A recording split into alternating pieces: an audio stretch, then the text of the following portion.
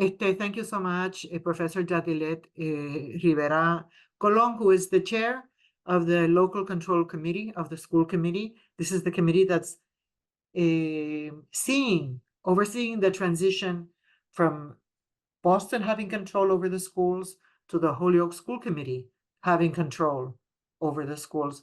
Thank you very much, Professor. Every month, a local control subcommittee meets. When do you meet again now in May? And what is the topic you will be addressing? So our next one is going to be May 13 at 5 p.m. at Dean Campus. And the topic is going to be policy. The Holyoke schools have been in receivership for almost 10 years. There's not then really a tradition of people when they go to vote, knowing when they vote for school committee members, pretty soon they're really voting for people who will really be responsive to them.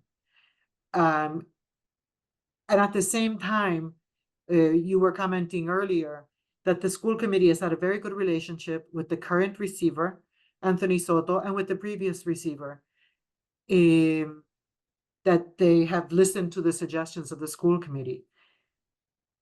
How long will this process take before the schools have the opportunity to return to the control to Holyoke, and that you hire for the first time in almost a decade a superintendent?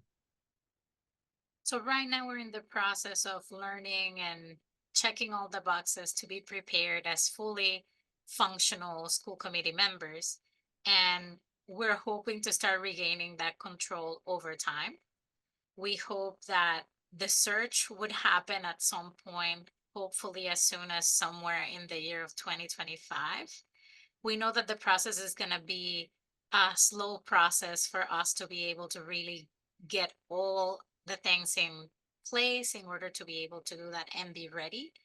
But that's the hope, that we're going to be slowly regaining local control with the big responsibility of hiring who's going to be Holyoke's next superintendent. And it must be at a very exciting time as a school committee member to be overseeing the historic transition. And Professor, why do you think it was that the outgoing commissioner, Jeffrey Riley, one of the last things he said was, I don't know if you guys are ready to have local control. And the mayor sent a very strongly worded letter in response to the former commissioner's lack of faith in Holyoke. But very soon after the departure of Riley, we have an acting education commissioner, Russell Johnston, who almost immediately said, let's get to work and return control back to Holyoke. I know this is all conjecture. So if you feel okay about it, what do you think changed between one commissioner and the other commissioner? Such different points of view. So definitely, again, this is all speculation because I don't know, but we were really disillusioned with the response of, oh, we have to talk more and figure out if you guys are ready in order to be able to regain local control.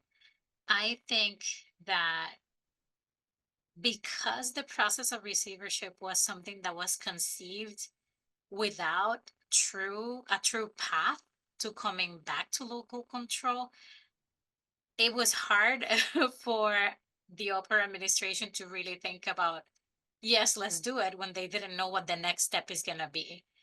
At this point, acting commissioner Russell Johnston just stepped right in and was really amenable to, let's work on this together, let's build this plan together.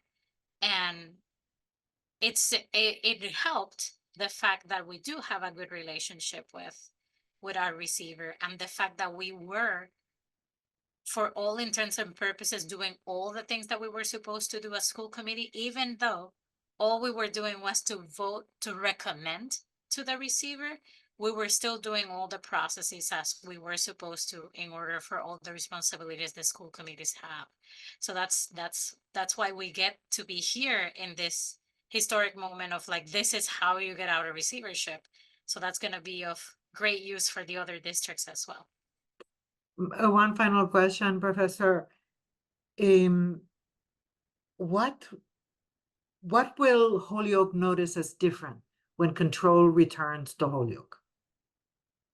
Initially, not much, because as we get all the training and all the parts back to us, I think when people are gonna start 100% paying attention is gonna be when we start our search for the next superintendent. For sure. And especially because then at that point we get to evaluate the superintendent. And if it's someone who's doing a stellar job, we will be able to keep them and retain them hopefully for the best. But if it's someone that is not doing great, then it will be under our purview to make sure that we find the right person for the job, which we haven't had that privilege in the last 10 years. Thank you very much, Professor.